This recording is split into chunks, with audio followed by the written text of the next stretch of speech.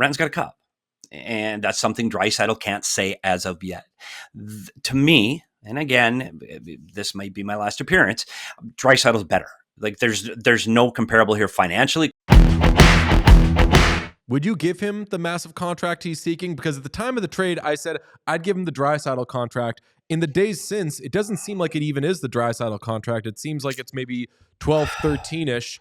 We just talked about building around defensemen and offensive defensemen. Yeah. Would you build around a wing with this kind of money? First of all, he's not Draisaitl money. That's I think one of the problems with people and when they compare players, you get your fan favorite or your team favorite or your regional favorite, and it skews the actual facts of what's going on the ice. Leon Draisaitl is exceptional. Leon Draisaitl, if at times McDavid's the best player in the league, and there's times Draisaitl is. Right now, it's Draisaitl. Like, he's got 40 or more goals 5 times, going to be 6 this year, 6 times. Rantanen's done it twice. And it's not everything, but look who Rantanen's playing with. You can say Draisaitl's playing with McDavid. Well, Rantanen's playing with some pretty good players too. He's getting all the offensive ice time. Draisaitl's got his 5th 100-point season. Rantanen's got 2.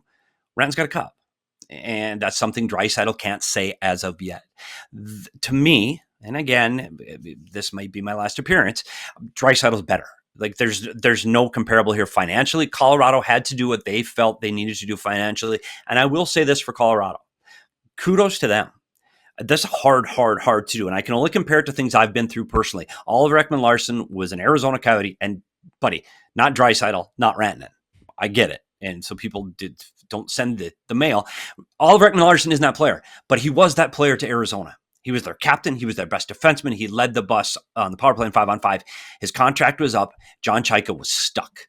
Fan favorite on a team that struggles to get attendance, that is trying to find their way, and he had to pay Oliver Ekman-Larsson. And he paid him over $10 million. Now, was Oliver worth $10 million? Gosh, I don't know. I don't know how many teams would have given him that in that market, but important for him to stay in that team. He got the contract, and a year later, that contract's a disaster and hurts your team. And luckily for Bill Armstrong, was able to push that contract up, turn him into Dylan Gunther, get the money off, and Utah is where they are now because they were able to avoid that contract. Colorado just saved themselves years of trouble. Of course, they want Rantanen. They want a hometown discount. They want him to fit in with what they're doing. You pay him more than McKinnon. What happens when McKinnon comes up? What happens when McCarr comes up? And all of a sudden, you've paid yourself out, and you're the Chicago Blackhawks 2 years after a cup. I know it's hard, and they wanted Rantanen, but it's business. Colorado will survive. My main takeaway is you thought this show was going to get mad that you said Mikko Rantanen isn't as good as Leon Draisaitl. We are on board with that take, brother. That very controversial take. We can all stomach that. Yeah, it's the truth. Watch him play. And one thing I do, and I'm not coming on this show, and if I don't see it, I don't say it. So I know I talked to you guys last night, and I pulled up film and I started watching film all night, last night, all day this morning, because I don't want them come here and look stupid. That's my opinion. Now, is that the opinion of everybody? No, it's mine. It's what I saw. It's what I saw with my eyes. Draisaitl's better. Rantanen's a great player. He's going to help Carolina. He might help them hoist the cup. He really might. But that's a piece they need. But he's no Draisaitl. I'm giving him a bag, though. I mean, he's younger, and he's basically for on sure the open market. I already think that Draisaitl is, I said this earlier in the show, I already kind of think that he's already outperforming the contract before it's even begun. So let's say Draisaitl is actually worth like 15.5 times 8. With the cap going up, do you give Rantanen 8 times 14 to make sure you keep the guy? I know it's controversial. I would if I were Carolina, but that's just me. I think it's a massive overpay, but I will say, like, I would think that I would feel comfortable if I'm Carolina paying over what Rantanen's quote-unquote market value might be, just because he seems like he could be the final piece for them. Whereas, like, you might be paying on the front end and not love it on the back end, but he checks so many boxes of what you need right now. You said, like, the star finisher that they haven't had in the playoffs. I think he also brings, like, the edge and the net front presence that they haven't had in the playoffs.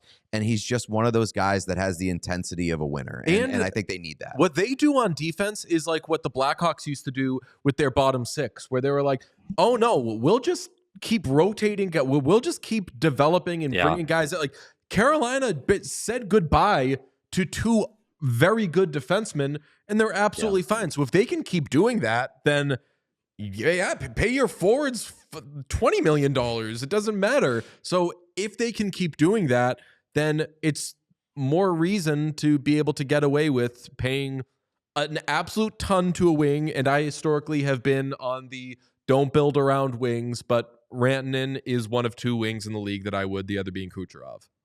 Yeah, and the fear you have, though, is you get that escalating price. As the cap goes up, you're going to price yourself out into a difficult situation that every player now that outperforms that particular player wants a new contract. And that's going to happen league-wide. It's not just in Carolina or Colorado. It's everywhere that's going to be an issue. But I'll tell you this, there is every general manager in the National Hockey League right now, and every head coach would sell their future to win a Stanley Cup today. Period. Like they'll deal with the mess that the Chicago Blackhawks cap space had. They'll deal with it later, because right now we're going to win a cup. LA Kings, we're going to lose some prospects and we're going to struggle for a few years, but we won a cup now. I do think St. Louis Blues, you had to trade Tage Thompson, but they had to trade Tage Thompson to win a Stanley Cup. So you're willing to, as a fan base, as a general manager, as an ownership group, you're willing to forego that and deal with that problem much, much down the road if you can win a cup. So Carolina, are they willing to overpay right now to continue to be a team that has an opportunity to win a Stanley Cup? I think the answer is yes. And like, I don't think Eric Tulsky thinks this way, but like Tulsky coming in and swinging the biggest deal that we've seen in years, and then winning a Stanley Cup in his first year at the helm, that would buy him like 20 years of job security, essentially. Buddy, Kyle Dubas is still working, and look at how he's done in the playoffs. But look at Tulsky, but I know nothing. Another guy you don't know anything about. Like, I'm not even sure if that, like, when they use his picture in the media guide, is that really him? We don't know. Like, you don't see him. Phenomenal job with an owner that has been traditionally watching his finances very closely. This was a surprise move, and I'm surprised they swung for it. This is a dangerous team, and they've got a coach that competes incredibly hard, and they're gearing up in the East. And the East is going to be different this year. The East isn't going to be what I think the top teams were over the last few years. This puts Carolina right there at the very top. Let me ask you this. Chat's talking about this a little bit right now, but like, if you were to hand out one mega deal to a winger this summer, would you feel more comfortable giving that deal to Rantanen or Mitch Marner? Rantanen. Julie. Not even close. But again, I go for the player that provides you so many different things. I want the complete player that can do things when I need the player to do that. Mitch Marner is a very nice player. Mitch Marner can make a very good play on a power play when he's not getting pushed, when he doesn't have that guy right on his back. And I think Mikko Rantanen has ability to fight that kind of thing off. I think he protects the puck better. I think he can play 200 foot better than Mitch Marner.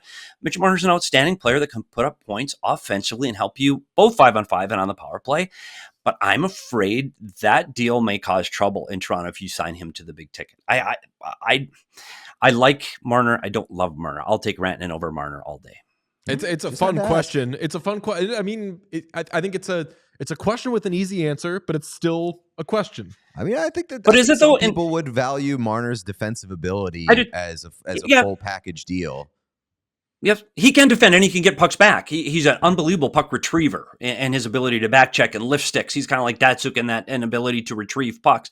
I still like the complete play of Rantanen. And the one thing about this, and I have to say this because I know you guys probably get people telling you you're idiots too, but don't clearly my opinion. Like, if you have a different one, great, get on it. Like, tell people what you think, because that's just my opinion. If I had to have a team, I'd start with Mikko Rantanen over Mitch Marner. We all silly like the mayor.